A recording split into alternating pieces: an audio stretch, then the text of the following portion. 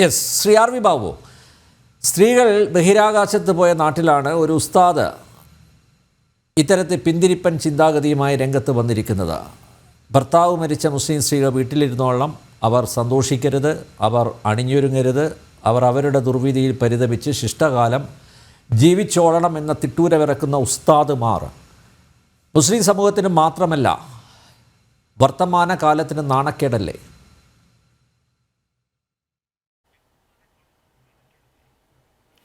കേരളത്തിൽ കുറേ നാളുകളായിട്ട് നമ്മൾ കണ്ടുവരുന്ന ഒരു രീതി അല്ലെങ്കിൽ ഒരു മാറ്റം എന്ന് പറയുന്നത് കുറേ നാളുകളായിട്ടത് നമ്മൾ ശ്രദ്ധിച്ചാൽ മനസ്സിലാവും. കേരളത്തിലെ ഒരു തരത്തിൽ പറഞ്ഞാൽ ഒരു താലിബനൈസേഷൻ കേരളത്തിൽ നടന്നുകൊണ്ടിരിക്കുകയാണ്. ഒരു താലിബാൻ അഫ്ഗാനിസ്ഥാനിൽ എങ്ങനെയാണോ സ്ത്രീകളോട് പെരുമാറുന്നത്, സ്ത്രീകളെ കണക്കാക്കുന്നത്, ഇപ്പോൾ താലിബാൻ്റെ കണക്ക് വന്നിരുന്നു 3 വർഷത്തിനുള്ളിൽ 14 ലക്ഷം പെൺകുട്ടികളുടെ വിദ്യാഭ്യാസം ഇല്ലാതാക്കി എന്ന് പറഞ്ഞിട്ട് യുനെസ്കോൻ്റെ ഒരു കണക്ക് വന്നിരുന്നു. അപ്പോൾ സ്ത്രീകളോട് ഉള്ള സമീപനം എന്ന് പറയുമ്പോൾ താലിബാൻ എങ്ങനെയാണോ അഫ്ഗാനിസ്ഥാനിൽ സ്ത്രീകളോട് സമീപനം സ്വീകരിക്കുന്നത്, അതേ രീതിയിൽ കേരളത്തിൽ മുസ്ലിം മത നേതൃത്വം, എല്ലാ മുസ്ലിങ്ങളും അതിനോട് ചേർന്ന് നിൽക്കുന്നവരാണെന്നുള്ള അഭിപ്രായമൊന്നും എനിക്കില്ല. പക്ഷേ മുസ്ലിം മത നേതൃത്വം ആസൂത്രിതമായി മുസ്ലിം സമൂഹത്തെ കടുത്ത ഒരു ഇസ്ലാമിക മത നിയമങ്ങൾക്കനുസൃതമായിട്ട് ഒരു തരത്തിൽ പറഞ്ഞാൽ താലിബാൻ മോഡലിൽ ഉള്ള ഒരു ജീവിത രീതിയിലേക്ക് കേരളത്തിലെ മുസ്ലിങ്ങളെ കൊണ്ടുപോകാൻ ശ്രമിക്കുന്നു എന്നുള്ളത് കുറേ കാലങ്ങളായിട്ട് നമ്മൾ കണ്ടുവരുന്ന ഒരു കാര്യമാണ്. അത് ലിബറൽ സ്വഭാവത്തോടുകൂടി രാഷ്ട്രീയത്തിലെ ജനാധിപത്യം, മതേതരത്വം ഈ സങ്കല്പങ്ങളെ അംഗീകരിച്ചുകൊണ്ട് പ്രവർത്തിക്കുന്നു എന്ന് പൊതു മാധ്യമങ്ങളോ അല്ലെങ്കിൽ ചില മുഖ്യധാര രാഷ്ട്രീയ പ്രസ്ഥാനങ്ങളോ ഒക്കെ കരുതപ്പെടുന്ന അല്ലെങ്കിൽ കരുതുന്ന മുസ്ലിം ലീഗ് അടക്കമുള്ള രാഷ്ട്രീയ പ്രസ്ഥാനങ്ങൾക്ക് ഈ തീവ്ര നിലപാടുകൾക്കൊപ്പം നിലനിൽക്കേണ്ട അല്ലെങ്കിൽ അണിനിരക്കേണ്ട ഒരു സ്ഥിതിവിശേഷം ഇന്ന് കേരളത്തിലുണ്ട്. പഴയ കാലമല്ല, പഴയ മുസ്ലിം ലീഗിന് പല നിലപാടുകളും അവർ ഒരു പുരോഗമനാത്മകമായ നിലപാട് എന്നുള്ള രീതിയിൽ ചില കാര്യങ്ങളൊക്കെ അവർ മുമ്പ് പറഞ്ഞിരുന്നുവെങ്കിൽ ഇന്ന് ഈ തീവ്ര വിഭാഗങ്ങളുടെ നിലപാടിനോടൊപ്പം നിൽക്കേണ്ട സ്ഥിതിവിശേഷം ഇന്ന് കേരളത്തിൽ മുസ്ലിം ലീഗിന് പോലും വന്നു ചേർന്നിട്ടുണ്ട്. മുസ്ലിം ലീഗ് അതിൽ നിന്നും വ്യത്യസ്തമാണെന്ന അഭിപ്രായത്തോടു കൂടിയിട്ടല്ല ഞാൻ പറയുന്നത്. പക്ഷേ പരസ്യമായിട്ട് അവർ ചില നിലപാടുകളൊക്കെ പറയുമ്പോൾ ഈ ജനാധിപത്യം, മതേതരത്വം, സ്വാതന്ത്ര്യം എന്നൊക്കെയുള്ള ചില സങ്കല്പങ്ങളോട് ചേർന്ന് നിൽക്കുന്നതായിട്ട് തോന്നിപ്പിക്കുന്ന ചില പ്രസ്താവനകളൊക്കെ മുസ്ലിം ലീഗിൻ്റെ ഭാഗത്തു നിന്നുണ്ടാവാറുണ്ട്. പക്ഷേ അതുപോലും ഇപ്പോൾ നിലവിലില്ല. കാരണം സ്ത്രീകൾക്ക് പൊതുയിടങ്ങളിൽ അവർ വരാൻ പാടില്ല, സ്ത്രീകൾക്ക് വസ്ത്ര സ്വാതന്ത്ര്യം അല്ലെങ്കിൽ അവരുടെ വ്യക്തി സ്വാതന്ത്ര്യം എന്നൊക്കെയുള്ളത് ഭരണഘടനയിലുണ്ട് എന്നുണ്ടെങ്കിലും അതങ്ങനെ ഇസ്ലാം മതത്തിനകത്ത് അത് കൊടുക്കാൻ സാധ്യമല്ല എന്നൊക്കെ മുസ്ലിം ലീഗിൻ്റെ നേതാക്കന്മാർ തന്നെ പറയേണ്ട സാഹചര്യം നമ്മൾ കണ്ടതാണ്. സലാമിനെ പോലുള്ള ആൾക്കാർ പറഞ്ഞു, സമസ്തയുടെ ആൾക്കാർ പറഞ്ഞു, അബൂബക്കർ സുന്നി വിഭാഗത്തിൻ്റെ ആൾക്കാർ പറഞ്ഞിട്ടുണ്ട്. അതൊക്കെ അവിടെ നിൽക്കട്ടെ, അതൊക്കെ നമുക്കറിയാം. മുസ്ലിം ലീഗിൻ്റെ നേതാക്കന്മാർ വരെ സ്ത്രീകൾക്ക് പൊതുയിടങ്ങളിൽ സ്ഥാനം വേണ്ട എന്ന ഒരു പരസ്യ പ്രസ്താവന ഇറക്കുന്ന സ്ഥിതിയിലേക്ക് കേരളത്തിലെ അന്തരീക്ഷം മാറി എന്ന് വന്നാൽ അതിൻ്റെ അർത്ഥം കേരളം താലിബാൻ അന്തരീക്ഷത്തിലേക്ക് മാറി കേരളത്തിലെ മുസ്ലിങ്ങളെ ആ രീതിയിലേക്ക് പരുവപ്പെടുത്തിയെടുത്തുകൊണ്ടിരിക്കുന്നു എന്നുള്ളതാണ് നമ്മൾ കാണേണ്ടത്. അതിൻ്റെ തുടർച്ചയായിട്ട് വേണം പി നഫീസുമ്മ എന്ന് പറയുന്ന 55 വയസ്സുള്ള 3 പെൺമക്കളുടെ അമ്മ 25 വർഷങ്ങൾക്ക് മുൻപ് ഭർത്താവ് മരിച്ചുപോയി. ആ കുട്ടികളെ വളരെ കഷ്ടപ്പെട്ട് വളർത്തി പഠിപ്പിച്ചു, അവരെ വിവാഹം ചെയ്തയപ്പിച്ചു. അതിനുശേഷം ഈ പ്രായം 55 അത്ര പ്രായമായി എന്നൊന്നും പറയാൻ നിവൃത്തിയില്ലെങ്കിലും അവർ 55 വയസ്സ് ഉള്ള സമയത്ത് മക്കൾ അമ്മയോടൊപ്പം മണാലിയിൽ പോയി ആ ജീവിതം വളരെ സന്തോഷത്തോടു കൂടി ഉള്ള ഒരു കാര്യം ചെയ്യുമ്പോൾ അതിനെ വിമർശിക്കുന്ന രീതിയിലേക്ക് ഇസ്ലാമിക മത നേതൃത്വം എത്തുമ്പോൾ അവർ ഏത് തരത്തിലുള്ള ഒരു സമൂഹത്തെയാണ് അവർ സൃഷ്ടിക്കാൻ ഉദ്ദേശിക്കുന്നത് എന്ന് വളരെ കൃത്യമായ രീതിയിൽ നമ്മളോട് പറയുകയാണ്. അത് എന്നെ സംബന്ധിച്ചിടത്തോളം അത് ഇസ്ലാമിൻ്റെ ഒരു പ്രശ്നമാണ്. നമുക്ക് വ്യാഖ്യാനിച്ചത് പൊതുസമൂഹത്തിൻ്റെ പ്രശ്നമാണെന്നൊക്കെ പറയാം. പക്ഷേ എന്നെ സംബന്ധിച്ച് ഞാൻ പറയുമ്പോൾ, കാരണം ആ കാര്യത്തെക്കുറിച്ച് അഭിപ്രായം പറയുമ്പോൾ മുസ്ലിങ്ങളാണ് ആ കാര്യത്തിൽ മുസ്ലിം സ്ത്രീകൾക്ക് എത്ര സ്വാതന്ത്ര്യം വേണം എന്നൊക്കെ പറയേണ്ട, അത് മുസ്ലിം സമൂഹത്തിൽ നിന്ന് ഉയർന്നു വരേണ്ട കാര്യങ്ങളാണ്.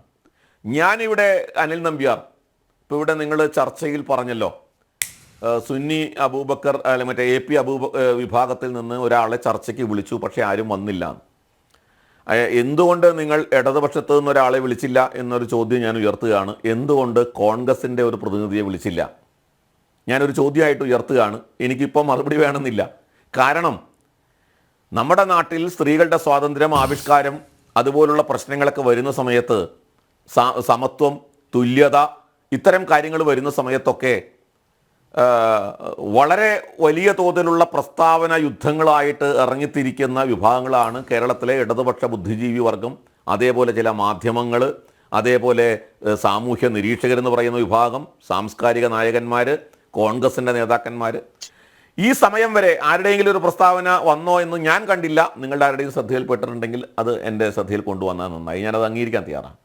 ഏതെങ്കിലും ഒരു മാർക്സിസ്റ്റ് നേതാവ്, ഏതെങ്കിലും ഒരു ഇടതുപക്ഷ ബുദ്ധിജീവി, ഏതെങ്കിലും ഒരു കോൺഗ്രസ് നേതാവ്, ഏതെങ്കിലും ഒരു സാംസ്കാരിക നായകൻ പരസ്യമായിട്ട് ഈ ഉസ്താദിനെതിരെ അല്ലെങ്കിൽ ഇസ്ലാമിനകത്ത് ഈ സ്ത്രീകളോടുള്ള സമീപനത്തിനെതിരായിട്ട്, അതൊരു ഉസ്താദിൻ്റെ മാത്രം നിലപാടായിട്ട് നമുക്ക് അടിവരയിട്ട് സ്ഥാപിക്കാൻ പറ്റില്ല. ഒരു ഉസ്താദിൻ്റെ നിലപാടല്ല. അങ്ങനെ ഒരുപാട് ഉസ്താദുമാർ പരസ്യമായിട്ട് ഇത്തരം നിലപാടുകൾ പറയുന്നത് നമ്മൾ കണ്ടിട്ടുണ്ട്. എന്ന് വെച്ചാൽ അത് ഇസ്ലാം മതത്തിൻ്റെ നിലപാടാണ്. ഇസ്ലാമിൻ്റെ നിലപാട് ഉസ്താദുമാർ പറയുകയാണ്. അപ്പോൾ അതിനെതിരായിട്ട് ശബ്ദിക്കുന്ന ഒരു രാഷ്ട്രീയ മുഖം നമ്മൾ കേരളത്തിൽ കാണുന്നില്ല. ഞാൻ ഇത് പറയാൻ കാരണം, ഇപ്പോൾ നമുക്കറിയാം ഇവിടെ മനുസ്മൃതി, ഞാൻ മനുസ്മൃതി വായിക്കാത്ത ഒരാളാണ് കേട്ടോ. മനുസ്മൃതി ശ്ലോകങ്ങളൊക്കെ എനിക്കറിയാം എന്നല്ലാതെ മനുസ്മൃതി മുഴുവനും വായിച്ചിട്ടുള്ള ഒരാളല്ല. എൻ്റെ വീട്ടിലും മനുസ്മൃതി ഇല്ല. താനും മനുസ്മൃതിയിലെ സ്ത്രീകളുടെ സ്വാതന്ത്ര്യം എന്ന വിഷയം എന്നൊക്കെ പറഞ്ഞുകൊണ്ട് നമ്മുടെ ഭാരതത്തിലെ 99.999% ആൾക്കാരും മനുസ്മൃതി കാണാത്തവരോ വായിക്കാത്തവരോ അതിലെന്താ എഴുതിയെന്ന് മനസ്സിലാക്കാത്തവരാണ്. പക്ഷേ മനുസ്മൃതിയിൽ സ്ത്രീ സ്വാതന്ത്ര്യം അർഹതി എന്ന് പറഞ്ഞിട്ടുണ്ട് എന്ന് പറഞ്ഞുകൊണ്ട് ഈ കേരളത്തിൽ ഇപ്പോഴും, ഭാരതത്തിലെമ്പാടും കേരളത്തിൽ ഇപ്പോഴും ഹിന്ദു സമൂഹത്തെ, ഹിന്ദു ധർമ്മത്തെ, ഹിന്ദു സംഘടനകളെ വേട്ടയാടിക്കൊണ്ടിരിക്കുന്നത് നമ്മൾ കാണുന്നുണ്ട്. പക്ഷേ ഇവിടെ പച്ചയ്ക്ക് പരസ്യമായി, ഞാൻ ഖുറാനിലടക്കമുണ്ട് എന്ന് എനിക്കറിയാം, ഞാൻ വായിച്ചിട്ടുണ്ട്.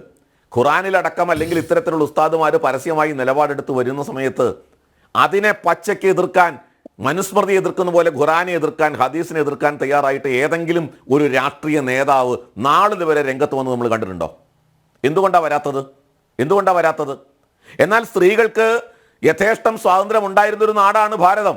വേദകാലഘട്ടത്തിലൊക്കെ അടക്കം സ്ത്രീകൾ മന്ത്രനിഷ്ഠാക്കളായിരുന്ന സ്ത്രീകൾ, എത്രയോ മന്ത്രങ്ങൾ, സ്ത്രീകൾ രചിച്ച മന്ത്രങ്ങൾ ഇന്നും ഉപയോഗത്തിലുള്ള മന്ത്രങ്ങളാണ്. സ്ത്രീകൾ രചിച്ച മന്ത്രങ്ങൾ, ബ്രഹ്മവാദിനികൾ സ്ത്രീകൾ, യോദ്ധികൾ എന്നാണ് പറയുക, യോദ്ധാക്കളായിട്ടുള്ള സ്ത്രീകൾ, ഭരണാധികാരികളായിട്ടുള്ള സ്ത്രീകൾ, ഇതെല്ലാം ഭാരതത്തിൻ്റെ ചരിത്രത്തിലുണ്ട്. പക്ഷെ ഇടക്കാലത്ത് നമുക്കറിയാം, വീട്ടി ഭട്ടതിരിപ്പാടൊക്കെ പറഞ്ഞതുപോലെ അടുക്കളയിൽ തളയ്ക്കപ്പെട്ട അല്ലെങ്കിൽ പുറത്തേക്ക് മറക്കുടയുടെ മറവിൽ ജീവിതം ഹോമിക്കപ്പെട്ട ഒരു സാമൂഹ്യ അന്തരീക്ഷം കേരളത്തിലടക്കം സംജാതമായി എന്നുള്ളൊരു യാഥാർത്ഥ്യമാണ്. ആ യാഥാർത്ഥ്യം ഉൾക്കൊണ്ടുകൊണ്ട് അതിനെ പരിഷ്കരിക്കാൻ നമ്മുടെ നാട്ടിലെ സാമൂഹ്യ പരിഷ്കർത്താക്കൾ, നവോത്ഥാന നായകർ, ആചാര്യന്മാരൊക്കെ തയ്യാറായി. സതി അനുഷ്ഠിച്ച നാടാണ് ഭാരതം. വിധവകൾക്ക് എന്താണ് എന്നുള്ളത് നിലയ്ക്ക് അതിന് ചരിത്രപരമായ ചില പശ്ചാത്തലമുണ്ട്, ഞാൻ അതിലേക്ക് കടക്കുന്നില്ല. അത് വളരെ വലിയ തോതിൽ പരിഷ്കരണത്തിന് വിധേയമായ ഒരു നാടല്ലേ.